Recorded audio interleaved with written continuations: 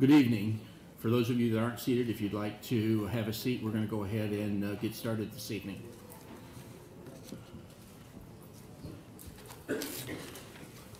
I'll start by reading an opening statement into the record. My name is Dean Studer, and I'm the hearing officer for the Illinois Environmental Protection Agency, otherwise referred to as Illinois EPA or IEPA. On behalf of Director Doug Scott, I welcome you all to tonight's hearing. Illinois EPA believes that the public hearing process plays a vital role in assisting the Illinois EPA in reaching a final decision. My purpose tonight is to ensure that these proceedings run properly according to rules and is conducted in a fair but efficient manner. Personally, I will not be responding to specific technical issues related to the landfill, but will defer such issues to the technical staff with me on the hearing panel. However, I may provide guidance on a specific issue, or if an item is irrelevant to this proceeding, I may ask that you move on to another issue. I call your attention to the documents entitled Fact Sheet for Public Hearing Landfill, Land and Lakes Wheeling Landfill. It's dated October 25th, 2010. This document has been made available on the agency's webpage and was distributed to those on the notification list for this hearing. A limited number of copies are also available in the registration area. This document gives an idea of how we will proceed this evening, and more importantly, what issues are relevant to tonight's hearing. I will limit comments to those that are relevant to the matter currently before the agency.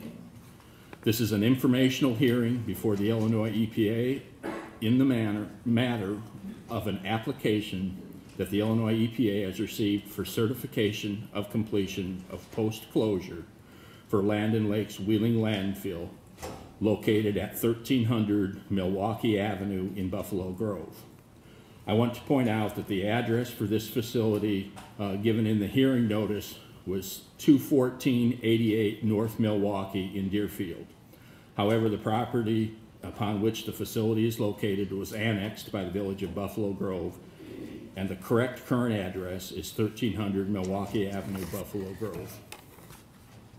The purpose of this hearing is for the public to provide additional information to the Illinois EPA to be considered before reaching a decision in this matter. All relevant comments received before the close of the hearing record will be considered prior to final action on the application by the Illinois EPA. The hearing tonight is being held pursuant to 35 Illinois Administrative Code 705.182 and in accordance with 35 Illinois Administrative Code Part 166.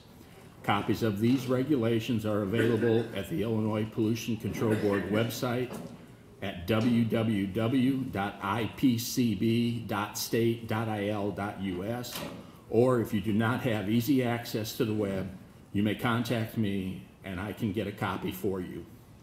Any person who wishes to provide oral comments tonight may do so as time permits. However, this hearing is scheduled to end no later than 8 p.m. If you have not already done so, please fill out a registration card, making sure to check the correct box if you desire to make a comment at this hearing, and then return the card to the registration table. I will only allow comments to be made this evening that relate to the application submitted by Land and Lakes for completion of post-closure care at the Wheeling Landfill. The Illinois EPA will listen to all relevant comments and will accept all relevant exhibits and data into the record tonight. Due to time constraints, comments that other speakers have already made should not be repeated. Outbursts and arguing are not permitted. A time limit will apply to each person testifying this evening so that as many as possible here this evening can speak. I will announce the exact time limit when I give more specific instructions after the opening remarks from the hearing panel and a statement by the applicant. In the event that we cannot accommodate everyone who wishes to make comments this evening, or if you run out of time before you complete your comments, you may be asked to submit your comments to us in writing. Similarly, if you have lengthy comments, I request that you submit them to me in writing either this evening or during the post-hearing comment period. Because of time constraints, You may want to express the comments first that you consider most important when you come to the microphone this evening. Written comments are included in the record and are given the same weight as any oral comments made at this evening's hearing. However, all written comments must be sent to me before the record closes at 1 second before midnight on December 9th, 2010.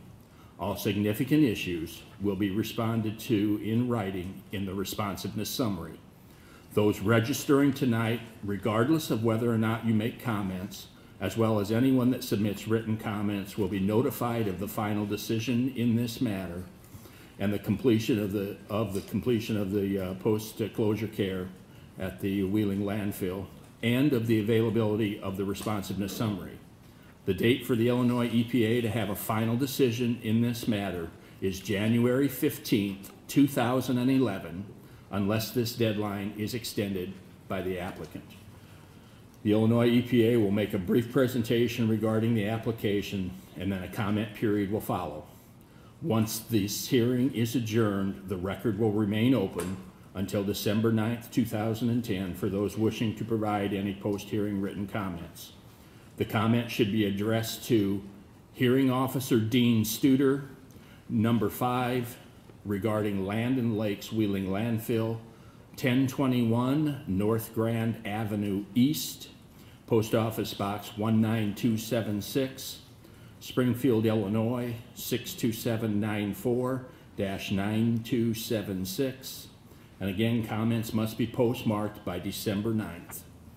Email comments will be accepted at epa.publichearingcom@illinois.gov. And they must specify Land and Lakes Wheeling Landfill in the subject line.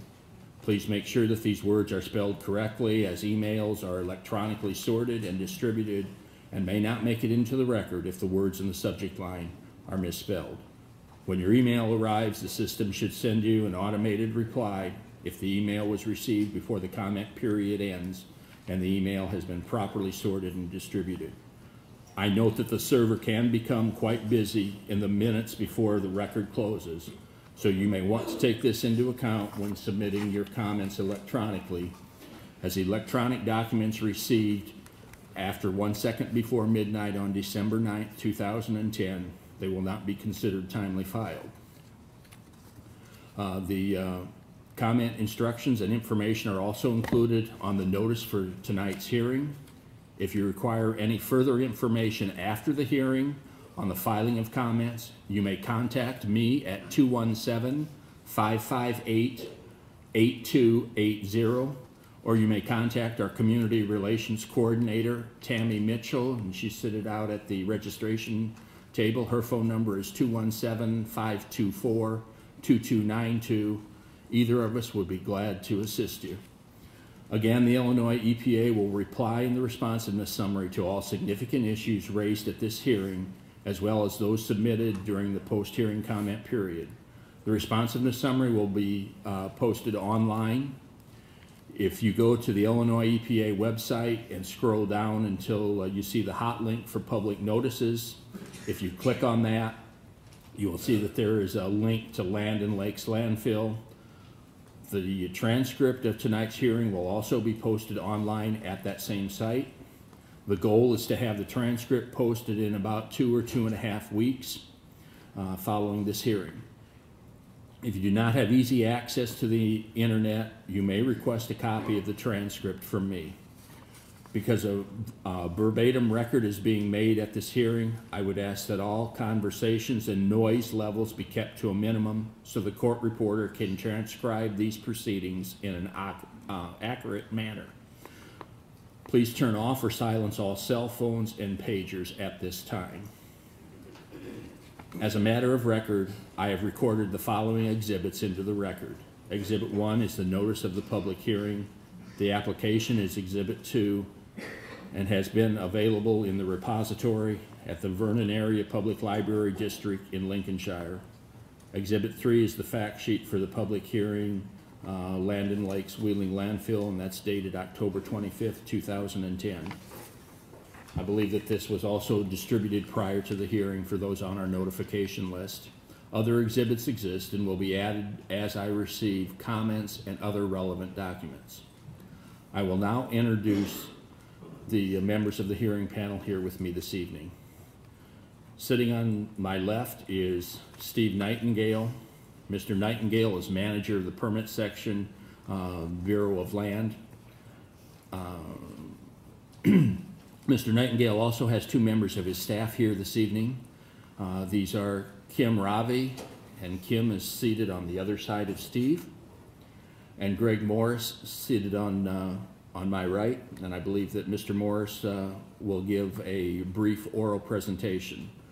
This will be followed by an opening statement from the permit applicant. Following this, I will give more detailed instructions to those in attendance this evening that desire to testify this evening. I will now turn things over to Greg. Greg, do you want to give your opening remarks? Sure. Okay. My name is Greg Morris, and I'm an engineer in the Illinois EPA's solid waste unit of the permit section. Right now I'm going to go over a brief history of the Land Lakes Wheeling Landfill, although my personal history with this landfill only goes back a few months. On April 6, 1981, the Illinois EPA received a development permit application from Clark Engineering Service on behalf of Land Lakes Company to develop a landfill and a mined-out sand pit at 21488 North Milwaukee Avenue in Deerfield. The estimated annual quantities were 429,000 cubic yards of waste from commercial sources, 143,000 cubic yards of waste from industrial sources, 57,200 cubic yards of waste from landscape sources, and 143,000 cubic yards of waste from demolition sources. Waste from commercial and industrial sources include cardboard, paper, wood, other packaging materials, and floor sweepings. The waste was trash, not product waste streams. Landscape waste included trees, plants, leaves, grass clippings, and mulch. Demolition waste included various building materials, dirt, and concrete. The landfill was estimated to have a life of 7 years. A permit was issued on October 27, 1981 to operate a landfill to dispose of demolition waste, landscape waste, and commercial industrial trash, excluding all liquid and special waste. About 32 acres were permitted for filling. The landfill was required to have a minimum of 10 feet of compacted clay with a permeability not greater than 1 times 10 to the negative 7 centimeters per second. That's 1 10/millionth of a centimeter per second. In the bottom and side walls of the excavation and in the containment berms. Construction quality assurance was provided by an independent engineering firm. In addition to receiving a permit for the development and operation of a landfill, Land Lakes applied for and received a permit to develop and operate a landscape waste composting facility on 27 acres of the landfill property. The affidavit for certification of closure was received on October 3, 1994. Waste receipts ceased on April 8, 1994. Closure was completed by placing a final cover of at least 2 feet thick that was compacted to at least 90% and had a permeability of the 1 times 10 to the negative 7 centimeters per second or less, placing at least 6 inches of a vegetative layer and seeding the landfill. On July 3, 1995, the certificate of closure was approved for the landfill.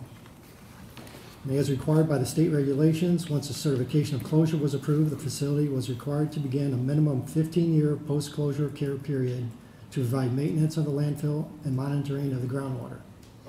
The maintenance program included inspections to assess the condition and need for repair of final cover, vegetation, fencing, monitoring points, and drainage structures. This 15-year post-closure care period began on May 30th, 1995. During the post-closure care period, the permit was revised to include the development of a comprehensive groundwater monitoring program, which required that the permittee show groundwater from the facility was in compliance with the 620 groundwater standards.